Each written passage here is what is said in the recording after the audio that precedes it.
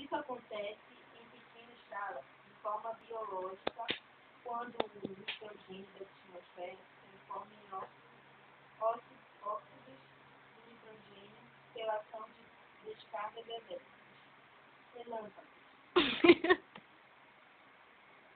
Boa, né, cara? Vai lá, Isa. Quero a mão dela. Vai, eu pego o país. Parou aí. Relâmpago. Em escala maior. Biológica, relação de alguns seres vivos, como bactérias e cianobactérias. Cianobactérias. Ai, cadê do...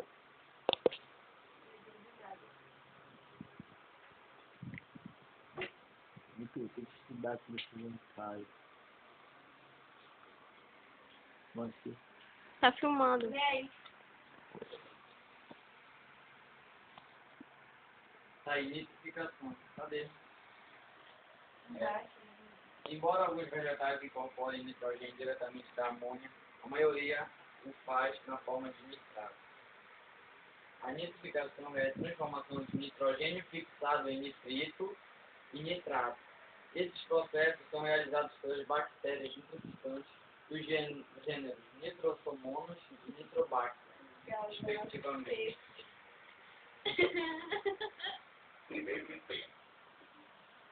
Essas bactérias realizam a quimiossíntese, produzindo nitritos e nitratos. Ah, mas ficou caralho. O processo de nitrificação envolve duas reações químicas. Já? Nitrosação. Nitrosação. Nitrosa. Ele.